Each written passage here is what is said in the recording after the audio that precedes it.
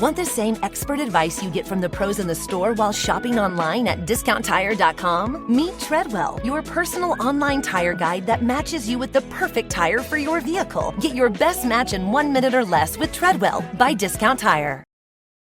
Hey, I'm Ryan Reynolds. At Mint Mobile, we like to do the opposite of what Big Wireless does. They charge you a lot, we charge you a little. So naturally, when they announced they'd be raising their prices due to inflation, we decided to deflate our prices due to not hating you. That's right. We're cutting the price of Mint Unlimited from $30 a month to just $15 a month. Give it a try at mintmobile.com/switch. $45 up front for 3 months plus taxes and fees. Promo rate for new customers for limited time. Unlimited more than 40 gigabytes per month. Slows full terms at mintmobile.com. You can support this podcast at patreon.com/partnersincrimemedia.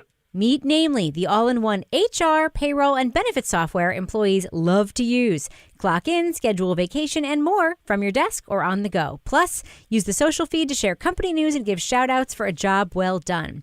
Over 1,000 companies use Namely every day. Get a free demo by visiting namely.com/crime. That's namely.com/crime. Build a better workplace with Namely. Rebecca, remember when I had that wedding invitation and the newspaper clipping and the shredded document and the napkin with a message on the back on the kitchen table? Yes. I wasn't planning a crime. I was trying to solve one. Oh, it makes sense. Dispatch by Breakout Games delivers all those things and more straight to your home, told through clues dispatched to you in the mail. The story draws you in to solve a crime over several months of interactive investigation. Satisfy your curious mind with 50% off your first delivery. Go to breakoutdispatch.com/writers and use the code WRITERS to subscribe today.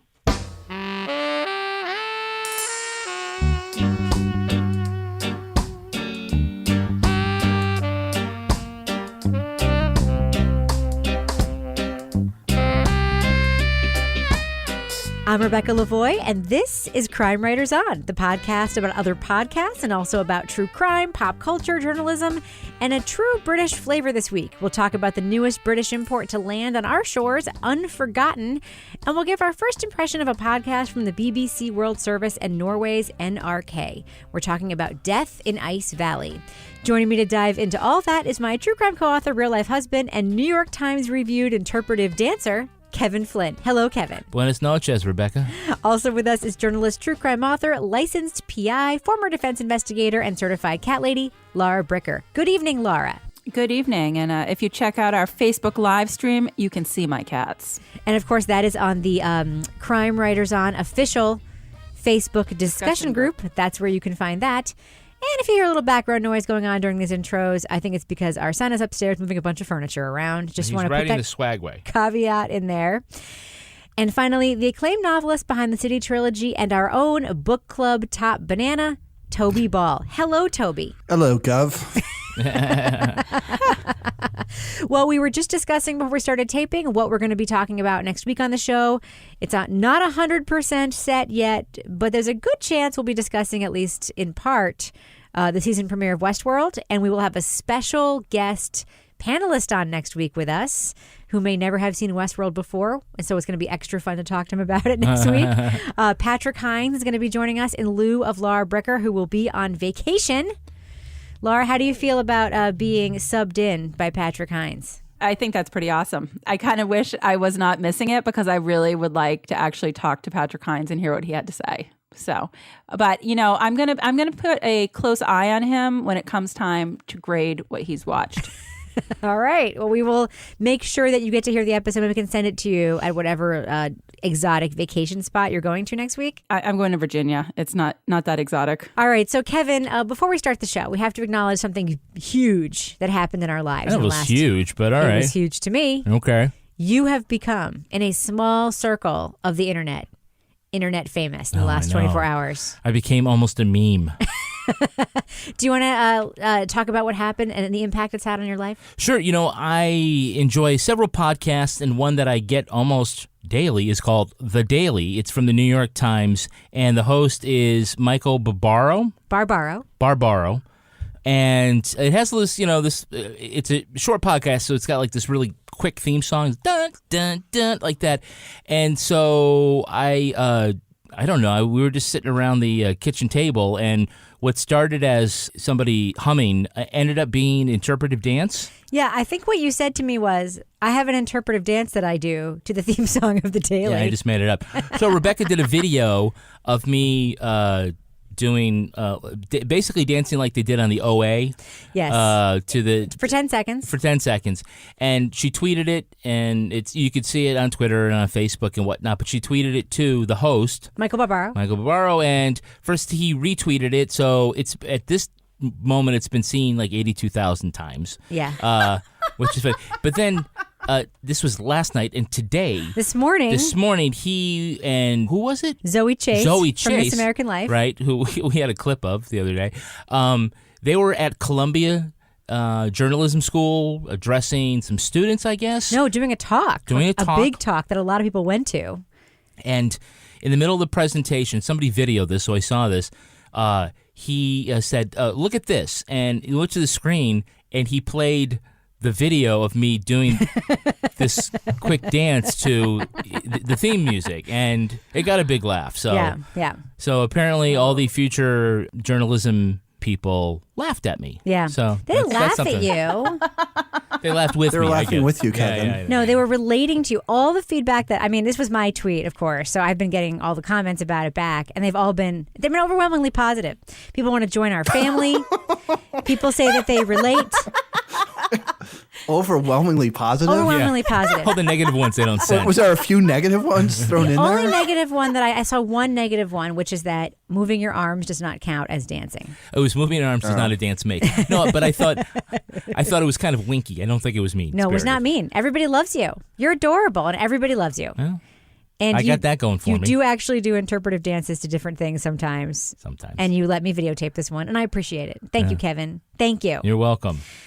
All right. So first up tonight, we have one of these. Kevin, can you read this for me? True Crime Podcast Update. Now, Ian Bailey, that was the bad guy from the West Cork podcast, the alleged bad guy. Mm-hmm. I should be responsible and point that out. He has been ordered to pay up to 5 million euros to cover the state's legal fees from his failed lawsuit against the Garda. Of course, we know those are the cops who pursued him as the killer in that case. He was seeking damages from the Irish police in the Toscan du Plantier investigation, in which he was identified as a suspect but never convicted. Laura, we listened to West Cork. We all had strong feelings about Ian Bailey. What do you think of this, that he has been ordered to pay up to cover the state's legal fees in this lawsuit? Pretty interesting. What I was following a little bit his case. What happened? Isn't he set to go to trial soon, or has that already happened? As I recall, there's the case in France. But this is I can't remember if it's libel or slander, if that's the term in Ireland. But basically, he sued the Garda for defaming him, and in this kind of civil suit, he risked having to pay the legal fees. Pay the fees, okay. Of whoever your respondent is if you lose. And so he did lose. This was like, I think the original trial was back in 2015. There were appeals and appeals on different things, but it's all said and done. It's all wrapped up now, and it's like between 2 and 5 million euros. This guy's a nut. I'm sorry. He's just out there. Like, he's got such a different view on the world. So I don't know. It's going to be interesting to. I mean, does he even have that much money? What's he going to do? He's selling those poetry books, so I don't know. He must be raking in the money. The farmer's market every weekend. Yeah. Toby, what do you think? You had a lot of feelings about Ian Bailey when we listened to West Cork. Do you think he's getting his comeuppance here with being ordered to pay the police for their legal fees? Yes. He's a lot of bluster, and I think, trying to intimidate people by doing that, it seemed frivolous. You just can't let people get away with, costing the taxpayers a ton of money just for BS. Yeah. I think you got to do it, or else it encourages people to file similar suits. So, yeah, I mean, I don't know. Like, the idea that he's somehow going to produce that amount of money seems a little unrealistic. Yeah. You have to make it hurt, basically. Yeah. I mean, you can't just let people get away with doing that kind of stuff. So even if it's like garnishing I mean, does he have wages? I don't know where you get the money from, but the idea that he will be owing some amount of what he brings in to the government, Yeah, just like OJ does. Yeah. Yeah, Exactly. I mean, it makes sense. So in that that other development, he is still appealing the decision of the French court to charge him with murder, which was a separate legal proceeding that they remember from the end of West Cork they got into. He's he's always denied his involvement in the murder, but it looks like for the family of Toussaint de Plantier that there still may be some justice that they can achieve in the French courts. Yeah, that was a weird case. I mean, that sort of lingers with me. I think about it now, and it was like you sort of had your feeling about his involvement. That being said, you didn't really know, but Yeah. it did seem like he lied a lot. It reminds me of West Cork and Wild Wild Country. Like these were like really big stories that live in like certain geographic areas, Like that the Death in rest Ice of it, Valley, like we're going to be talking about later tonight. Yeah, that they're like real. Like if you live there, you think everybody knows it, Right. and this wouldn't be a surprise to anybody, Right. And even if you just sort of have like a passing, footnote type of knowledge of it, when some in the hands of a good documentarian or podcaster really brings the story alive and can be surprising to the rest of us. Yep. I actually had a chance to talk to Nick Qua from Hot Pod this week and Neiman Journal, and we did a little interview. We talked about the state of true crime podcasting, and I did mention West Cork as being one of my favorite true crime podcasts of the last 2 years. We really, really enjoyed listening to that one. Mm-hmm. So for listeners who haven't checked it out yet, I think that we all gave it a thumbs up, if I remember correctly. Yep. I think we did. Yeah, it was awesome. I think we did. All right, Kevin, can you please read this one for me? What we learned. In our occasionally recurring segment, What We Learned, we look at something that we learned. Always keeping it simple on Crime Writers On. That's good. A new legal term has hit the mainstream this week after the FBI seizure of documents from the home and offices of Donald Trump's lawyer, Michael Cohen. And that term is taint team. Laura Bricker, have you ever heard of a taint team before? And if so, can you tell us what exactly is a taint team? I had never heard of it before this whole episode with what's going on, which is just crazy. I can't even keep up with everything that's going on. Hannity, Rebecca getting tires. I mean, it's just insane. The closest thing. So a taint team is basically a team of Department of Justice staffers who screen records that have been seized, and they kind of determine if there's material in these records that should be protected by attorney-client privilege. And if so, that would not be shared in a case. So, I mean, the closest thing that, that comes to mind when I think of this is what we're familiar with probably in cases that we've all dealt with here, court cases, is like an in-camera review where a judge will review documents to determine, before they're even turned over to the prosecution or the defense, the judge will review them in private to determine what's going to happen with those records. Taint team, I don't know. I mean, I feel like Taint team I almost 6. want to see the A-Team video where they come out of the back of the van and it's like Out of the dun, back dun, of the dun, Oh, the back of the van is where the dun, taint team dun, comes. boom, and they come rolling out. I think that No, could I'm be pretty sure the something. taint team would come out between the side and back door of the van. And the soft, fleshy part of the taint. I should explain what Laura was talking about with the For our tires. foreign listeners that don't know what a taint is. No, the day the Sean Hannity news came out, which of course he was revealed to be Michael Cohen's secret third client in that hearing, it was made huge news. I work in a newsroom. We have CNN on all day. We also have access to the NPR news feed because I work in a public radio newsroom. And, when big news happens, you want to be in the newsroom, even if it's not your local story. You want to talk about it with other reporters. You want to, decide if there's some local angle. You want to maybe put it on the front page of your website. I was at Tire Warehouse getting my my winter tires taken off when this news broke. And of course, a lot of news has happened this week, but it was such a huge story. And I'm literally sitting there just trying to follow it on Twitter and tweeting about it and looking at it. And I'm like, damn it. And I was trapped and I couldn't leave. And my cell phone battery was dying. And thanks you to the fine fellows at Tire Warehouse for lending me a cell phone charging cable, by the way. And one of my coworkers said, why don't you just like change the channel on the TV at Tire Warehouse? And I'm like, I can't. It's playing Bones. And I'm surrounded by people who really seem to be like fans of this Bones rerun, and I don't want to be the jerk who switches it over to CNN. So yeah, that's what happens when you're away from your newsroom during a big news event. It was very upsetting. Toby, any final thoughts about the Taint team before we move on? I would be interested in hearing the story behind why it is called a Taint team. Well, I think they don't want the evidence to be tainted. That's right. But there's got to be some connection between a taint and tainting something. And I would like to know what that is, kind of like and then a how connection, that. Right? I mean, between No, I don't think that Toby actually knows the origin of the word taint in the vernacular in which we mean it. Toby, would you like to know it? I think I do. It's a little area in between your anus and the base of your scrotum. Right.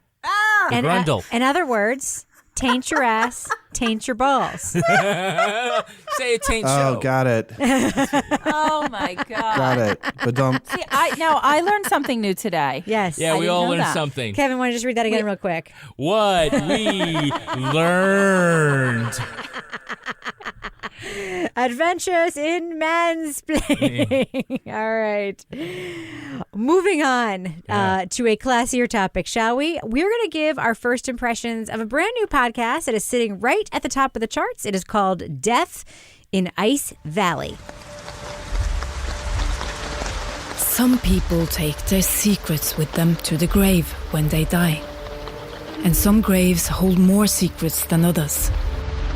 There's one in particular in the main cemetery in Bergen, a city on the west coast of Norway. It's hidden under a rhododendron bush. You could walk right past it on the gravel path and you wouldn't know it was there. There's no headstone, no cross, no sign at all identifying who lies beneath. Death in Ice Valley is a joint production between the BBC World Service and Norway's public broadcaster, NRK. It looks at the mystery surrounding the body of a woman found in Norway's Isdalen Valley in 1970. Only one episode is out so far, so we're not going to be giving away any spoilers, but what are we hearing so far from the show? The Independent calls, surprise, the BBC's answer to Serial. Let's just talk about that first. Do you guys think this whole, quote, answer to Serial thing, it's time to put that away? Oh, I think everybody's thing is their answer to Serial. They're a little late to the party. Yeah. I mean, it's like, it's been what, 4 years? 3 years? Three good years. 3 very good years. So, yes, I think that we should just stop it with that comparison. Anyway, it is an interesting partnership, a mix of cultures. We have two hosts here, a British host and a female journalist from Norway who, it sounds like, has an accent. English is not her first language. Perhaps she does. Perhaps. But what do you think of this mix of cultures, Toby, this partnership between this British documentarian and this Norwegian journalist? It seems fine. It's a funny podcast. Mm-hmm. You don't mean funny, haha, right? Well, in some points I was laughing out loud, although I'm not sure if it was intentional. like it's rare that you hear a reporter so obviously winded on air. Like when he's walks to the top of that mountain or whatever it is, and he's clearly just gassed. I mean, you talk about transparency. They weren't even willing to give him 30 seconds to catch his breath. It was just start talking. It's funny you should say that because actually a very different impression of that whole scene, which I'll share in a minute. Yeah. So I think there was a little bit of when he's commenting about the weather and stuff but for the most part, it was an interesting choice to do it that way because I don't think you necessarily needed to. Mm-hmm. But I do think it works well. Yeah, I actually like the Norwegian reporter a lot. I kind of think I'm not 100% sure. I mean, I'm sure I know it's a partnership. That's probably why he's also in it. But the fact that she has an accent and you have to really listen to her talking, to me, it's compelling because she's, work a little bit, and it's not a barrier. It actually adds to the atmosphere of the show. But speaking of atmosphere, one of the things it would be criminal for us not to talk about is the sound design on the show. There is a tremendous amount of sound design on the show. Kevin, do you want to just explain the difference between sound effect, sound design, background sound, and sound design? Oh, yeah. Well, I mean, sound effects are things that are artificially inserted in TVs, movies, that kind of thing. It's sometimes referred to as Foley. Foley is the kind of sound effect that is created live by an artist who will, actually stomp on a floor to create that sound effect sound, right? Sound is there. You go. I hear Toby doing a little bit of. That was a horse galloping. It was a horse galloping. No, it wasn't. So there are professionals that do that. We actually have a Foley box in the next room. You should go do. get some of your things and make some Foley. Maybe later I will. The other thing that we're talking about here for sound design is sort of what is sometimes referred to as natural sound or raw sound or wild sound, which all means the same thing. It's just the ambient sound that you hear when you're out in the field or in a room or just anything else that's sort of captured that isn't dialogue. And it usually, that's, when it's captured naturally, or even when it's overlaid in certain ways, it achieves an effect, right? It adds it adds a sense of place or urgency or time or whatever when it's used the right way. So I think what we're going to talk about is rain. You think? Yes. Carl, does it start to look familiar? Yes, I know. I've been here before. We weren't in the mixing studio, and I kind of doubt that BBC World Service would grab a CD and start playing, sound effects from the African rainforest in the middle of a podcast. Right. So like Riders on the Storm. Like Riders on the Storm. I actually was thinking of, oh my God, I can't believe you said that. Yeah. I actually kept thinking of that. There's an awful lot of rain. Now, I mean, like this, Rebecca, when you're in a noisy environment, when you're not in a acoustically dead space, right? Where you got rain or street noise or whatever. After you do the interview with somebody, you record 60 seconds of just what we call room tone or silence or whatever. So you're getting that sound, and it's used so that for editing purposes, that you could lay it down. So you can glue it between things you edit. Because when people talk and they take a breath and you edit like all those things together, it's seamless. But if you hear the things in the background, those aren't also going to mesh well with one another unless you kind of... Like restaurant noises is a good example. Yeah, or like street noises like honking horns. You'll hear that stop and start. Right. So this is like a blanket that just kind of goes over it, that kind of brings everything together. And there's quite a bit of that. There is. Quite a bit. I mean, the story itself, it's riddle upon riddle. There are a lot of people have been trying to solve this mystery for years. I didn't time it. I'm just going to do a guesstimate, like 35% of the first episode has very loud rain noises behind it. So I kind of want to hate it, but I kind of like it because I think it worked in this situation because it sounded authentic to me. But I was just, at first I was like, seriously, couldn't they tape on another day? I mean, this rain seems to be like, how much fun is it for them to be trekking out there to where this woman was found murdered in the pouring rain? But maybe it was the rainy season. I don't know. It's Norway. Welcome to Norway. So I liked it because it was a little bit over the top. But then again, I also do listen to soundscapes when I go to sleep at night. And I like to listen to the pouring rain thing. That helps me go to sleep. So I'm kind of used to it. But this sounded a lot more real than the thing I listen to, which is like somebody in a shower recording. So it's funny that you should use the word real because, I don't know how they produce this podcast. But when I was listening to it, I had a lot of actually technical questions about it. First of all, one question I have is like, what the hell kind of microphones the BBC use, not just in the field, but in the studio? Because it's just sort of an audio quality to BBC stuff. It has almost like a whistly, like very crisp quality. It sounds very different from what I think of as like the warmth of American public radio. It has like a... I don't know, it's not compression. EQ'd differently. Yeah, it is EQ'd differently. The higher register is tweaked up. Do you hear that, Kevin? Yeah, I do. Bit? Yeah. Okay. Yeah. So there's that. But then I also had a question about all those scenes in the rain because there were three characters we heard. There was the woman reporter, the documentarian, and their subject, who was the old cop. Yeah. And they're ostensibly walking on this trail or something. I never really described what they're walking on, but they sound like they are just like us in a studio talking into a microphone. Like their voices sound very intimately mic'd.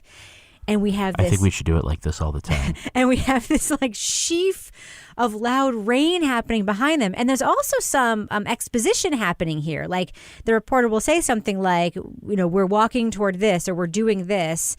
And I wonder if they mix together studio stuff with field You had a hard stuff. time distinguishing between what was probably done in the field, yes, and what was done afterwards. Because there's kind of I know some of it was done in a studio, some of it's scripted, but I think they used the sound design so much that I think as a listener we're supposed to think it was all recorded outside, but I just don't think it could have been. I don't want to say. I mean, there's nothing wrong with that.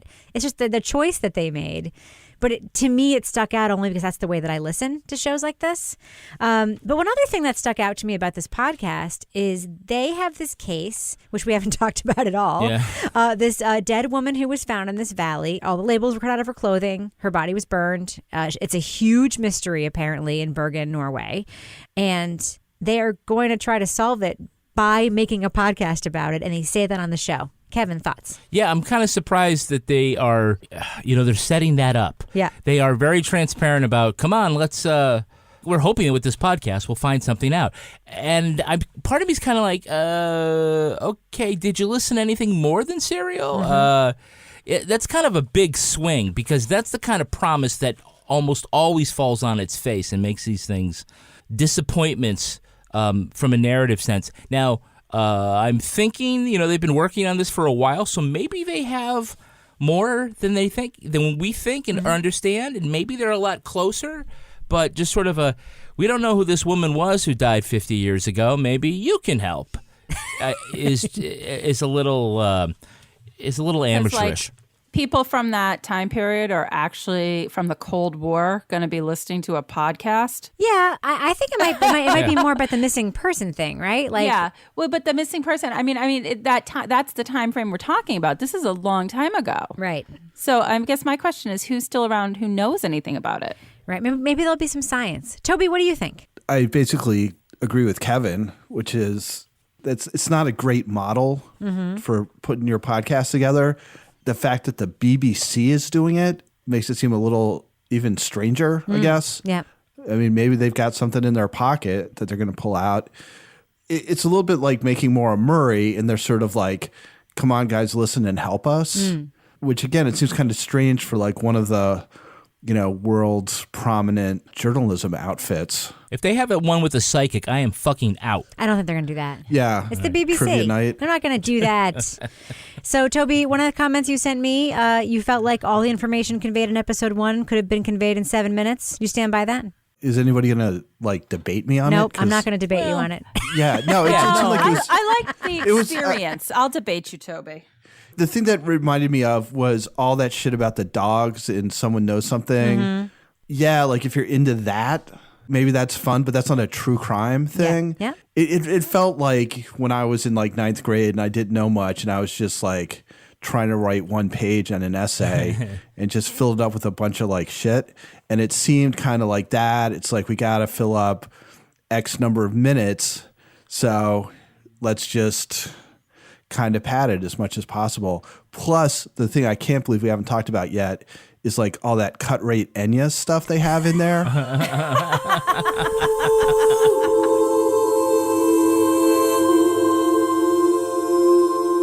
That was driving me bananas. I like the music. Sorry, Toby. I like the Norwegian music. Right. I do. But Toby and Laura, you're both right. Toby's right that, this all could have been summed up very quickly. And that's a very American storytelling technique. And I think that, they're doing a storytelling technique that is very British, and I'm assuming, Scandinavian. I think it's a little more of that. We've been saying we want a little more of something different. But I think that, and I don't know the name of the guy from BBC World Service, but he identified himself as a documentarian. Yep. And when Toby said the thing about Someone Knows Something Season 1, also David Ridgeon, he is also a documentarian, and I feel like that is that sensibility. That is the thing that they would do with video, right? Right, where you would just sort of, There'd luxuriate in some beautiful photos, sweeping landscapes, sweeping stuff like that, drone footage. Right. I don't think I got lost in this episode in that. But I do think that that's kind of the sensibility they're bringing. So it's a slower story, and I kept asking myself, sort of like, oh, this is slow. But I'm like, well, I mean, wouldn't I want to set it up this way? Yeah, okay. And I keep going. So I kind of keep reluctantly going on saying the things that I find deficient are actually just parts of a different style of storytelling. Right. Stay with it. So, Laura, you're going to listen to episode 2 of Death in Ice Valley? I am. Yeah, I liked it. And I have to say, the day I listened to it, it's kind of funny. It was like the day I was walking inside on the treadmill because it was like pouring rain like buckets here in New Hampshire. So I was in the mood for rain, I guess. Yeah, I think I'll probably listen to episode 2. If episode 2 has more information, I really do want to know about those suitcases they talk about at the very end of episode 1. I want the next 7 minutes of information. I'm willing to stick around for another half an hour to hear it. If it moves somewhere, I will listen some more, but I'm definitely going to give episode 2 a try. Toby, what about you? You out or you in for more A Death in Ice Valley? I think I'm not going to listen to it, but I'm going to let you give me the 7-minute rundown.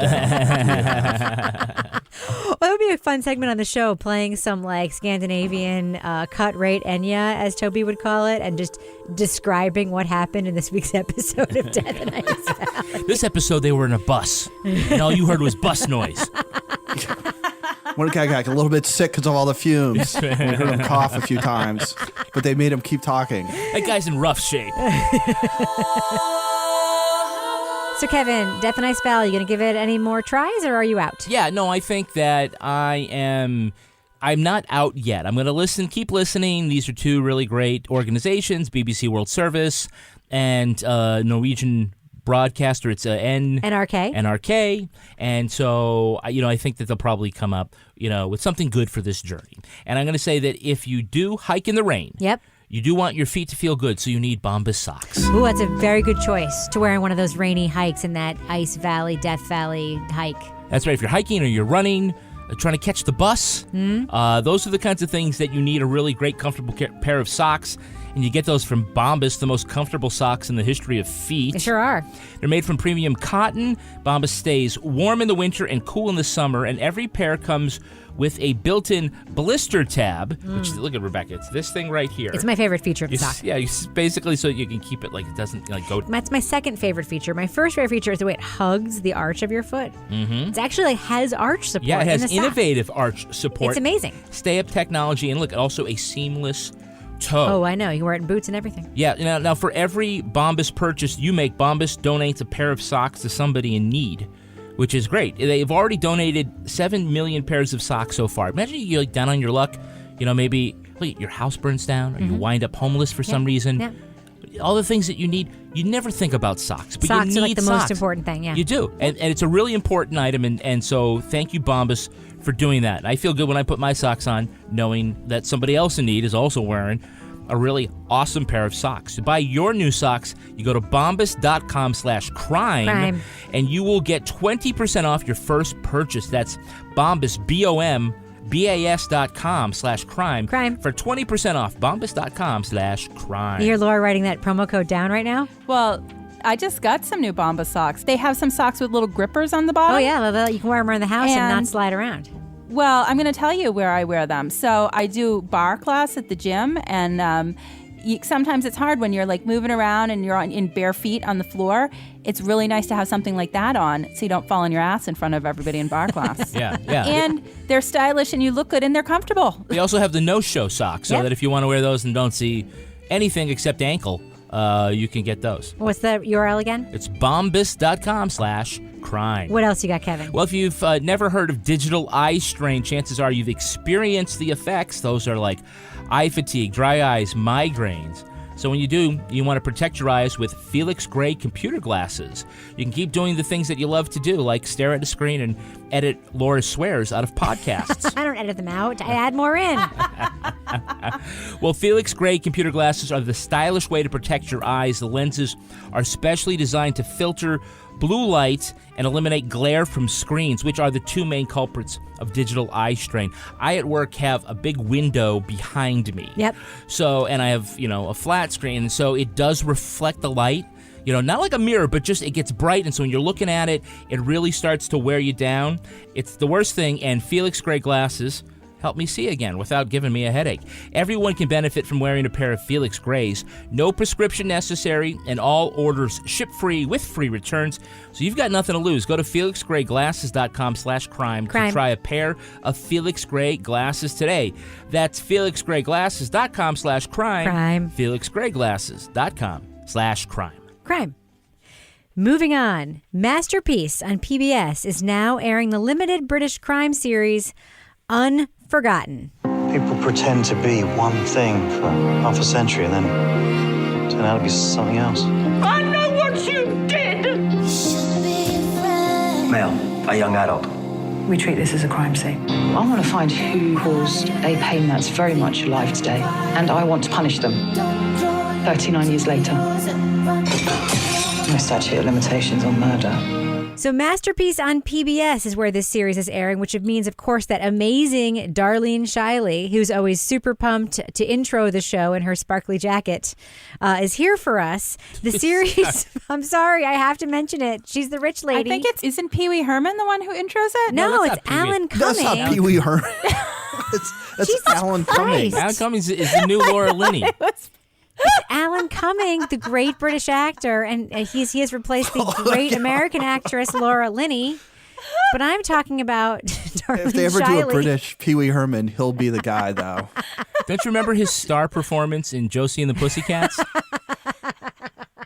Was he in that? I have it on my brain because of that show we just watched with Pee Wee Herman. Listen. PBS Masterpiece has brought us many things. It's brought us Laura Linney in a role where she just stands there and says something. Mm-hmm. It's brought us not Pee Wee Herman, but Alan Cumming. It's brought us the Viking River Cruise commercials. Oh, my God. Which I cannot get enough of. And it has brought us the amazing Darlene Shiley, who is the rich lady who sponsors PBS Masterpiece. And I am fascinated by her. Anyway, Unforgotten. It follows... Can we do an hour on Viking cruises sometime? Listen, if we got... I love the commercial. It's like, go to the town and rent this jolly old man. I got into a rabbit hole the other night of Viking ocean cruises. Oh, Jesus. Because they have the river cruises that we always used to see in Downton Abbey, where basically you and a bunch of very rich 70-year-olds cruise down the Thames or whatever and look at a lot of landmarks and maybe get off the boat once or twice to go to a flower shop, which is what they always show. But now they have the ocean cruises, which have amazing destinations. Anyway, I digress. Let's go back to Unforgotten, shall we? Well, I guess I can't do this Carnival Cruise ad next. No. That's Foley. If anybody here who works at Viking Ocean Cruises is listening, we would love you to be a sponsor on this damn Crime podcast. Writers on Theme Cruise. I'm all over that, man. Up the Rhine. We can do the Scandinavian one. We go to Iceland from Bergen.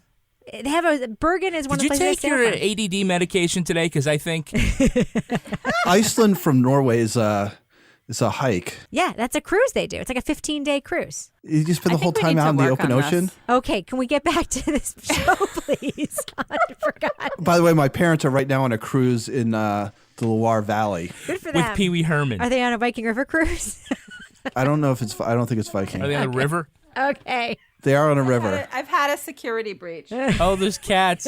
This whole show has gone off the rails. This is about as far off the rails as I think we've ever gone. What's fun about tonight's show is that because of the way the week worked out, I have a very limited time to edit it. So there's an excellent chance all of this will remain in the show.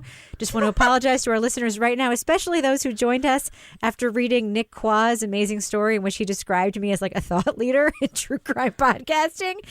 Anyway, Unforgotten. The series follows Detective Chief Inspector Cassie Stewart, played by frequent BBC player Nicola Walker, as she tries to solve the decades-old mystery of a skeleton found in a clay basement. The investigation into the cold case involves a diverse group of characters who may have had a hand in the crime, then went on with their lives. The mystery series first aired on ITV in 2015, but it is just getting to the U.S. now.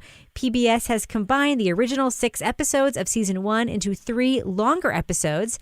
So we are now 2/3 of the way through it after the first 2, and we don't quite know who done it, but we will be talking about some plot points. So if you want to skip ahead to our spoiler-free thumbs up or thumbs down review, you can find that time code right in our show notes. We start the series by meeting half a dozen characters with no seeming connection until later. Some complain that this show has a slow start. It's a complicated story with a need to get the action going. How do you balance that? Laura, what do you think? I actually watched the first episode twice for specifically that reason. And the second time I watched it, it felt better to me because you're watching this and you're seeing my favorite scene so far. The priest driving along in the car, singing at the top of his lungs, the story of my life. Yeah. It's like, and then he pretends that was great. And so we have him, we have this old kind of cranky guy in a wheelchair. We have the woman who's like mentoring what seems to be the young soccer player. And then we have a guy who seems to be kind of like the up and coming sort of, I don't know if he's in parliament or what, but he's clearly somebody important. And I'm like, who are these people? So in the beginning, I was like this, it did feel slow to me, but I think when you continue watching and everything starts to play out, it actually works very well. It's just in the beginning, you kind of have to like put aside the fact that you have no idea who these people are, who they're connected to, if they know each other, what they're doing here. We actually recently reviewed another show that had a similar setup, and I think did it more effectively than this one. I'm not saying this is bad. That show Dark from Netflix, the German show, which we watched, did a very similar thing where it introduced you to a ton of people and then the connection between them was revealed later through the timeline thing, which was a very interesting and sudden way to do it where you're in a moment we're just like, oh, this approach it differently. Toby, how do you feel about the pace of the first episode and how they set up all these disparate stories? Yeah, well, I hadn't thought about the Dark thing, but you're exactly right. And I think Dark is 10 times as clever. Mm-hmm.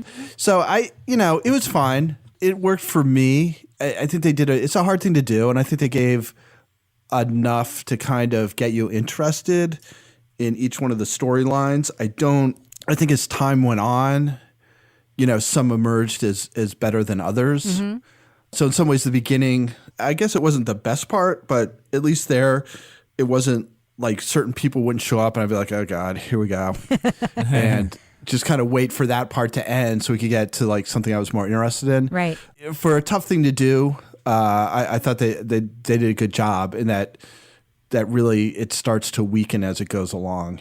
Now, Laura, Nicola, I'm not 100% sure on how it's pronounced, Walker, is somebody who we've seen over and over and over again on many shows, imported from across the pond, including River.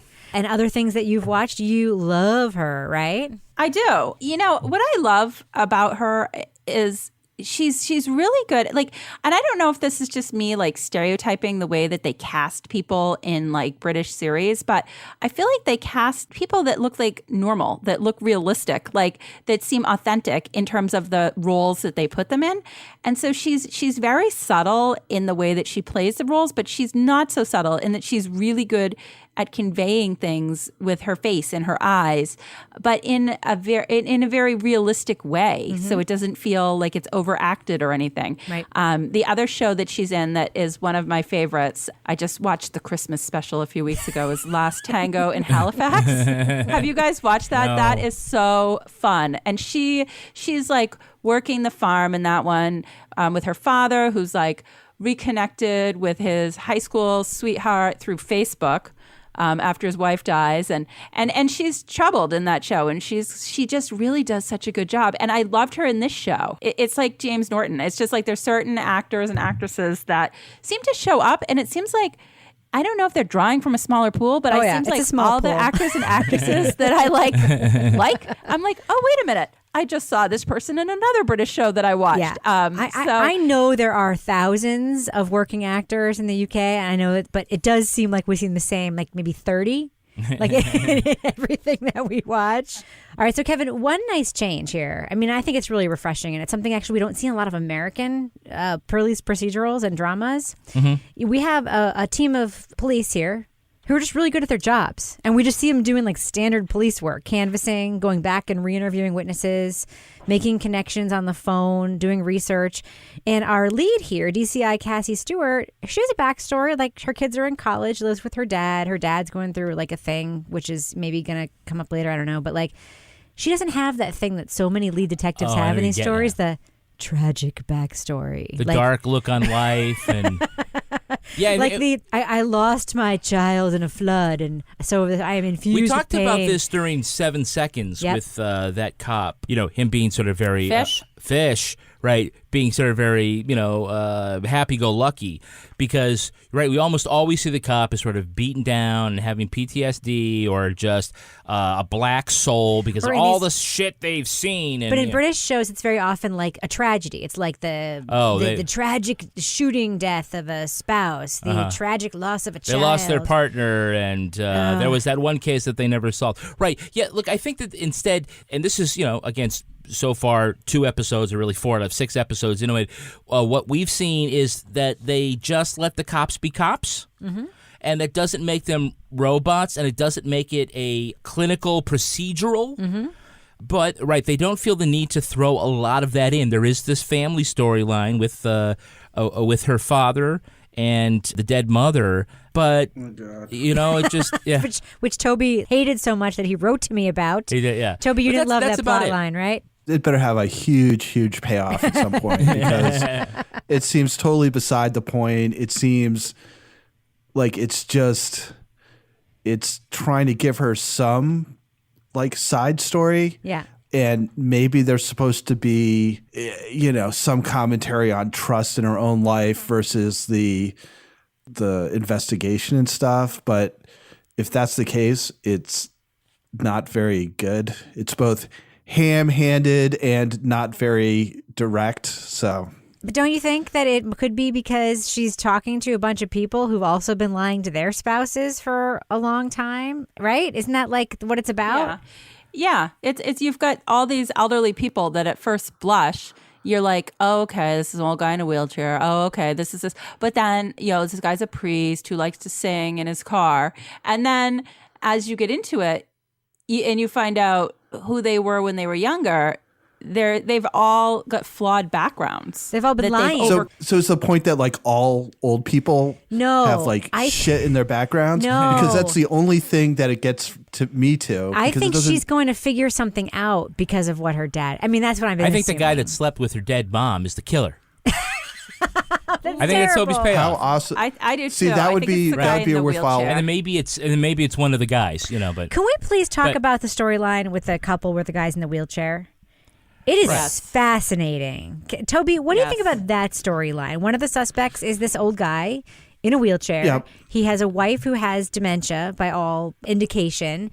They have 2 grown children, live in a house together, and at first blush, he is wanting to keep her at home, wanting to take care of her, maybe a little bit outside of his capability because he's in a wheelchair and she has dementia, and she keeps saying crazy things. So she wants to go someplace safe. And it turns out he's a horrible spousal abuser. What do you think of that storyline, Toby?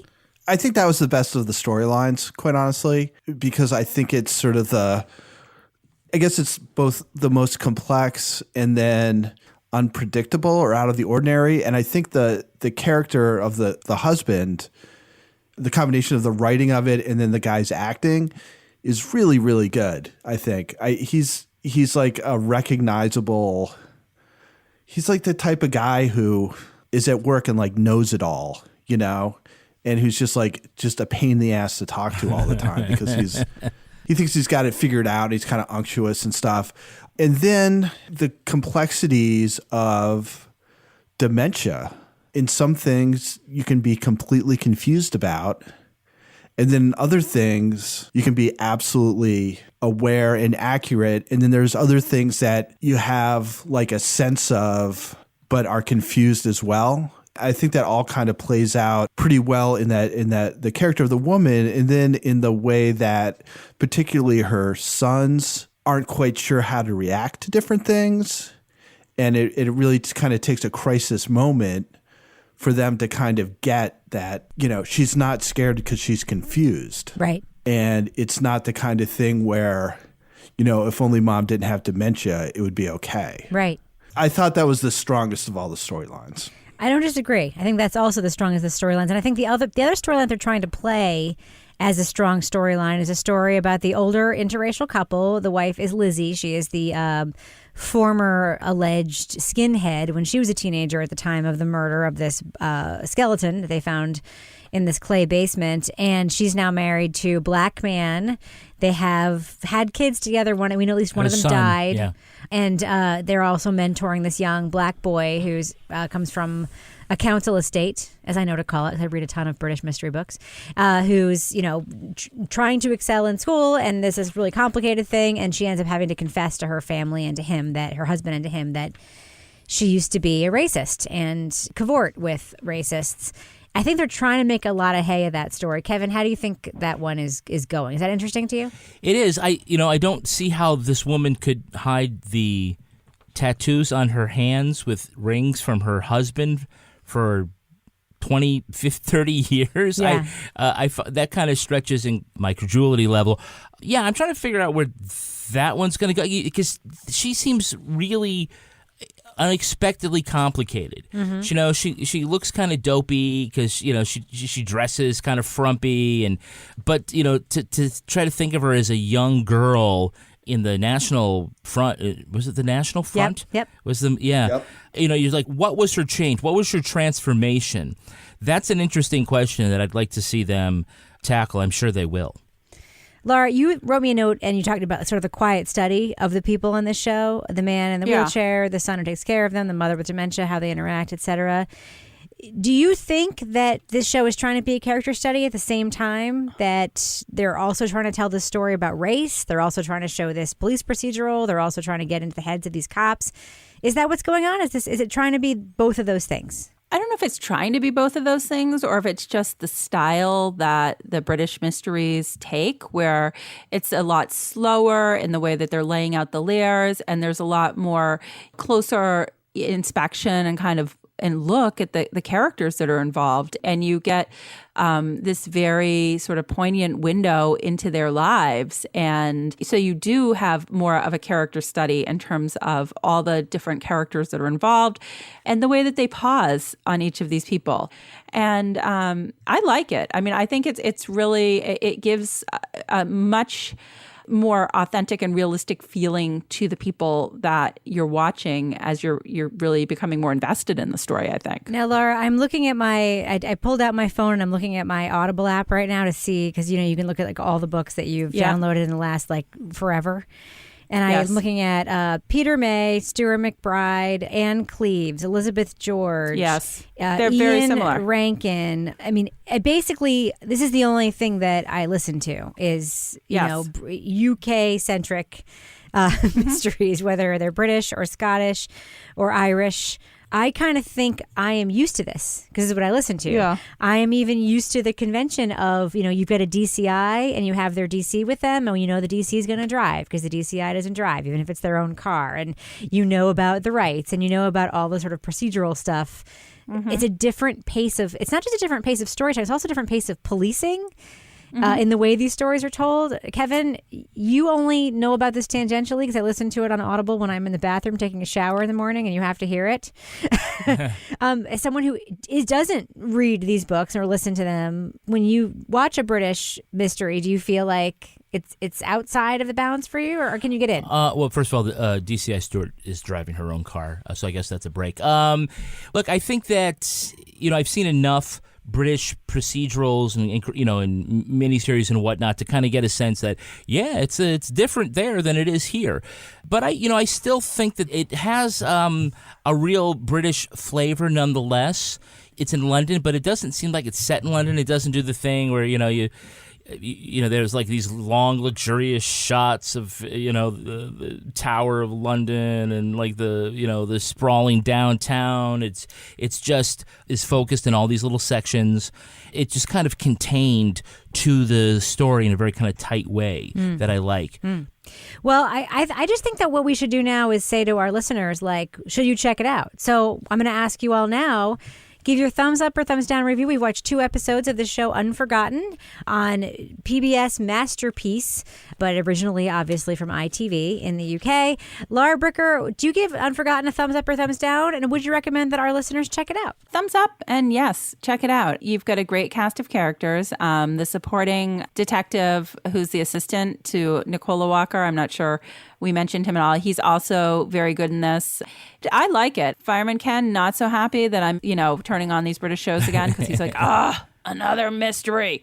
But I think it's great. And it's only 3 episodes. And yes, they're long, but I think it's a good story. It's got lots of layers, and it's going to be, I'm hoping, satisfying when we find out who the killer was. What do you think, Toby? Thumbs up or thumbs down for Unforgotten on Masterpiece on PBS? I give it a thumbs up. I've enjoyed it. I think it's a little uneven, and there's a few moments of what I thought were kind of lazy storytelling, which was a little frustrating. But for the most part, I enjoyed it and would recommend it with a thumbs up. I'm right there with you, Toby. I give it a thumbs up. I think there are weak points, but I do like Nicola Walker an awful lot, and I do like watching British cops do their British thing. I can't help it. It's in my bones now. So I'm going to give it a thumbs up also. What about you, Kevin? Thumbs up or thumbs down for Unforgotten? Yeah, I'm thumbs up. I can't wait to see the last episode. It does start slow, but I think if you power through that first half hour and you can kind of get everybody tethered as to who these different characters are and how they fit in. Connects. It's gonna take off from there. And I would tell people if they haven't watched it, when you watch it, remember, it's called Unforgotten. And memory is a recurring theme in the story about things that people say they remember and then they can't remember. So watch that and think about it in that way. Keep that in mind. I think you'll enjoy it even more. And when they do someday rebuild that hostel that they're knocking down, which where they found that body, I hope when they rebuild it, when it comes time to decorate it, they will use Havenly. I'm certain they will. Havenly is the easiest and most affordable way to do some designing in your home. Their team of designers works with you online to design a living space for your dreams using your budget and your style to shape the design that you want at a price you can afford. And then you can buy what you love directly through Havenly's platform of retailers and guaranteed prices. We wanted to get some tips from Havenly about what to do with our dining room. Sent them a photo, talked with their advisors, gave us some ideas for wall art, which was actually pretty good because I'm always like, hey, those kindergarten paintings are not modern art.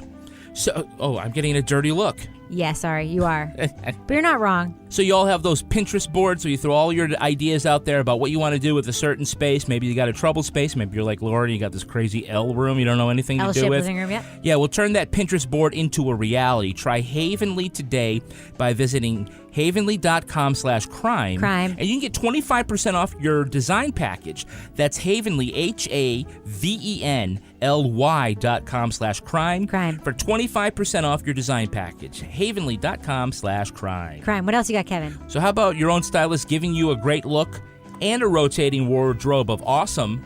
I like that. Yeah, it's Le Tote. Oh, it is. You can get a box of fashion delivered right to your door and always have something to wear. Basically, you're renting up to $300 worth of clothing from designer brands for as little as $59 a month. Rebecca, Le Tote has saved you money when you look at it, while still giving you fresh looks, right? Yeah, because it keeps me from wanting to run by the store to buy something new for that thing we're doing, because I always have something that I've never worn before hanging around the house because I got it in my Le Tote. Le Tote has some great stylists that work with you, figure out your style and things that you like. They send you a bunch of great stuff, and you wear what you like, send back what you don't, keep what you do. Just pay for that. Or you can just keep trying new outfits and people will be like, man, you're $1 million. And you're like, no, I'm just Le Tote. Go to Le Tote. That's LETOTE.com to get started. Enter promo code CRIME at checkout, and you'll get 50% off your first month. Ooh, that's a good deal. From there, you'll get your completely customized tote within days. Wear it all, and when you're done, return the rest in the mail. As soon as it gets in the mail, they're already shipping you another one. It's so fast. I love it. Again, that's letote.com. Enter the code CRIME, and always have something new to wear. And now it's time for Rebecca's favorite part of the show, a little thing she likes to call the crime of the week. You may have noticed a little tone of despair in my voice this week. It's because I've been anticipating this segment. Every once in a while in America, somebody acts like such an asshole that it grabs the nation's attention. And just now, that asshole happens to live in the town where I live. And that's why you're reading the crime of the week this week, Toby? That's why I'm reading the crime of the week this week, because I know some of the people involved, although none of the people we're going to be talking about here, and they were all good guys in this situation. But anyway, here's the sad story, and keep in mind, these are all just unproven allegations. Okay. How do you make a quiet, generally reasonable town look like a bunch of jerks? Well, one way might be to have adults talk about having an 11-year-old girl assaulted for the audacity of wanting to play Little League Baseball. The Oyster River Little League Baseball Draft was held on March 21st at Libby's Bar and Grill, where you can find me every other Friday at lunch having a club sandwich with my friend Steve. Detail. Is this an on week or an off week at Libby's Bar and Grill for you? This is an off week, so don't. Next week. All right, okay, go ahead. Next week. It opens at 11, so you can start forming a line at like 10:30. Hear that, stalkers? Okay, allegedly, there's that word again. One of the coaches, a guy named Jeff Robar, was perturbed that a girl, of all things, had signed up to play baseball. For those of you outside the U.S., girls have traditionally played a game called softball, which is a lot like baseball, but with a bigger ball. And boys have played baseball. It's also, by the way, a different game. It is a different game. It's sort of like, it's kind of like squash and racquetball. It's like got a lot of similarities, but it's not quite the same thing. Anyway, Robar was overheard by at least two people saying that if the girl was put on his team, he would have another child, quote, bean her right in the ear hole and she'll quit instantaneously. So for our foreign listeners, I will translate. He's basically saying that he'll have a pitcher hit her in the head intentionally to get her to quit. Also, allegedly, members of the league administration were present and did not speak up. No. So all around not good. And the other thing is that it's like not unusual at all to have girls on Little League teams. Right. Like my son played 3 years and there was a girl on his team every year. Right. So it's not all that unusual. But how many times did your son try to hit her with a baseball? Intentionally? Yeah. No. Yeah. All right. So the Durham Town Council, which oversees Oyster River Youth Sports, is withholding funding from the Little League until this case is resolved. And Major League Baseball has actually weighed in as well. Good. So the question is, in retaliation, what can female athletes and coaches do to get men to quit or avoid sports? Who are you going to start with? Oh, that's right. I've got a lot of power this time. Let me think. Who's been especially good in this podcast? Rebecca, why don't you go ahead? I think that women and girls should tell boys and men that if they play sports, they might get a cold. Because that is apparently the worst thing that can happen to a man is having a cold. Like the thing that I just go to work with and I am completely fine, you know, maybe complaining, maybe taking NyQuil or DayQuil. It's like men and boys are just like, oh, I'm going to die. So I think they should tell them that if they play baseball, they're going to get a cold. Okay, yeah, that's probably actually true. Kevin.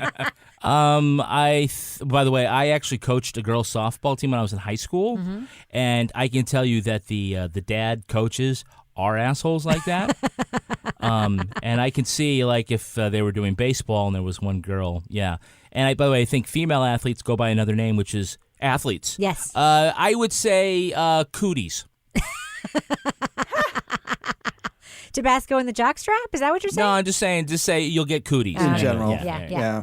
Laura? I don't even have a good, I was going to say cooties too, but I don't really have a good answer. I mean, maybe, you know, the boys would be required to go to the weekend team building friendship bracelet making event or something. I don't know. Sleepovers. What about you, Toby? And I would say 2 words, ban cups. Oh, no. Then who'll get beamed? Exactly. All Pork and right, beans. Laura Berger, before we wrap up the show, do we have a cat of the week this week? So I need some Foley, Kevin. All right. I need it to sound like clumping horse hooves. Ooh, Oh, sure. Wait. We can actually do that. Hold on. No. Toby, stop your amateur bullshit. That's actually a horse. No, it's not. We have a real solution for this. Kevin's pulling out the Foley box. Wow, he's really This pulling is it out. Oh this my is compelling footage. It is. Turn it up really loud, like pouring rain. Let's play some rain. This is like Limetown. Here's the fire. Wait, what's that? That's fire. That's pretty good. That's pretty good. What else Just you got? a bamboo brush. Light bulb. What is that wine bottle for? Right, here's some brains, right? Ew, Squish that's gross. Yeah. Okay. And wine bottle, there's like a cork. All right, so Laura, what did you need? We need like some little clomping horse hooves. You've heard of Clara Pockets. Yeah. This week, I need to tell you about Polly Pockets. Okay. Okay, you can cease with Polly's clomping because Polly has disappeared. Polly, our listener, Michelle F. in Ireland, has alerted us to the plight of Polly Pockets. Oh, my God. She is a very cute little mini pony who has been stolen from a local horse rescue in Dublin, and she is missing. Polly Pockets. Somebody must know something about Polly Pockets. Polly Pockets. Polly Pockets was last seen on April 9th. She has a unique star on her head, squiggle on her head. She's kind of like Harry Potter. She's got a little squiggle like a lightning bolt. And anyway, she was at the My Lovely Horse Rescue. Her friend Wilbur the pig has put out a video asking for her safe return. Wilbur. So I'm hoping by this time next week that Polly Pockets isn't disappeared anymore. Now, Kevin, that was a miniature horse. What would that sound like? A miniature horse? Yeah. There you go. All right, we should probably... She's got a hashtag bring Polly Pockets home. All right, we should probably end it on that note. Laura Bricker, people want to send you their cats /dogs /animals /miniature horses /lizards for Cat of the Week. How can they reach you online? At Laura Bricker. And Toby Ball, if listeners want to reach out to you, perhaps on Twitter, to confirm that some of the residents of your wonderful town are, in fact, allegedly assholes, how can they reach you on Twitter? At Toby Ball NH. Kevin Flynn, how can people reach you online? Perhaps look at your amazing interpretive dancing of the theme song from the Daily from the New York Times. I'm at Kevin P. Flynn, and I'm off! And you can find me on Twitter and Instagram at Reb Lavoie. We should also mention you can reach out to any of us at any time on the official Crime Writers On Facebook discussion group. It is pretty awesome. Just search for it on Facebook. We'll let you in. We promise we will, even though it's pretty exclusive. You can also tweet to our show at Crime Writers On. Support us on patreon.com and hear Toby's exclusive book club podcast. And for other exclusive ad-free content, including our premium show, Married with Podcast, subscribe at stitcherpremium.com/crime. Our theme song was performed by Rocksteady Freddy and the New York Ska Jazz Ensemble and used with their permission. And this show is recorded in the Yoga Loft above the Bodego in Bay St. Louis, Mississippi studio, formerly known as Studio C, the basement in our closet where nobody has been buried for 40 years. On behalf of all the crime writers, thanks so much for listening. We will catch you later. Do you think this is up in comeuppance? What's the word I'm looking for? Comeuppance? Yes, I'm sorry. Do you think this is its come up? His up and comeuppance? It's up and comeuppance. I know. I'm so stupid. I think he up and came. He's an up and... The Next Hit Podcast by Payne Lindsay. Okay. Oh, God.